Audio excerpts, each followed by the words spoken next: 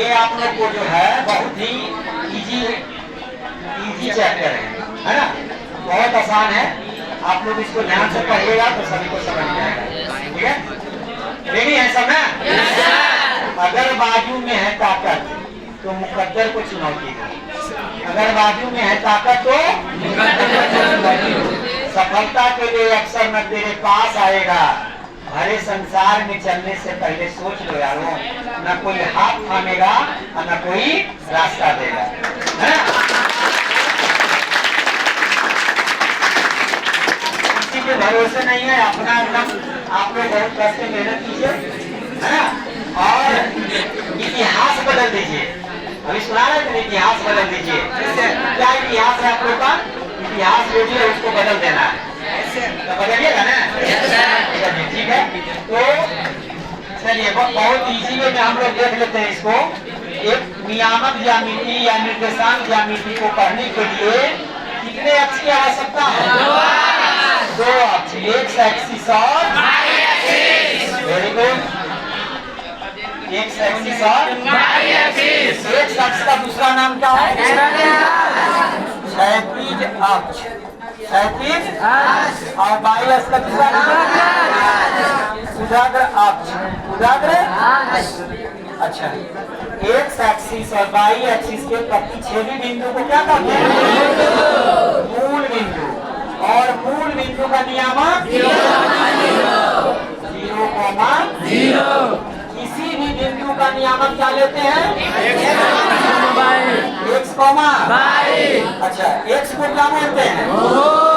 X को बोलते हैं भुज और बाई को कोटि।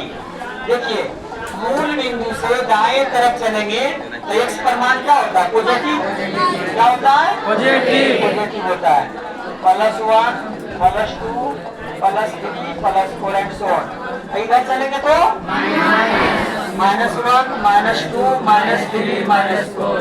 ऊपर चलेंगे तो प्लस, क्या होगा? प्लस। नीचे चलेंगे तो माइनस।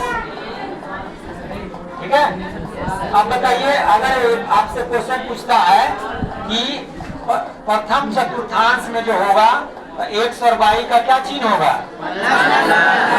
और तृतीय में, द्वितीय में माइनस। देखिए, द्वितीय में अगर पूछ रहे हैं तो पहले एक्स का मान लिखते हैं ना, तो एक्स का मान क्या होता है? और वाई का मान, और इसमें क्या हो जाएगा? Plus minus. Very good. चलिए अब बताइए, किसी भी बिंदु का अगर हम नियामक दे दिए 3,4, 3,4, तो बताइए इसका भुज कितना है? 3 और कोटि 4। अगर आपसे पूछ दे कि बताइए एक्स अक्ष से कितना दूरी है? 4 और वाई अक्ष से 3, और बताइए एक्स बराबर 2 का ग्राफ, एक्स बराबर 2 का ग्राफ। अगर पूछा जाए वाई बराबर 3 का ग्राफ,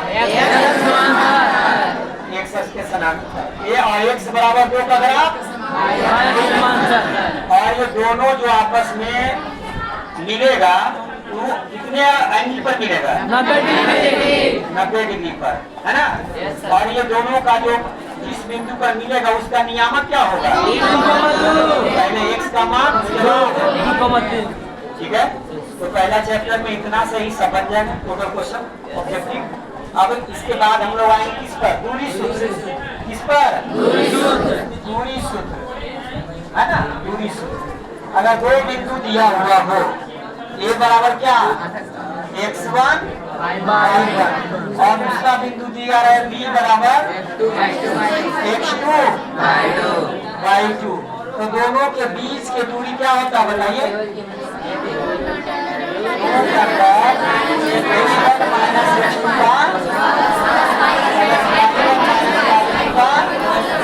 अगर ये दूरी में एक मूल बिंदु हो, क्या हो? मूल बिंदु। तो मूल बिंदु से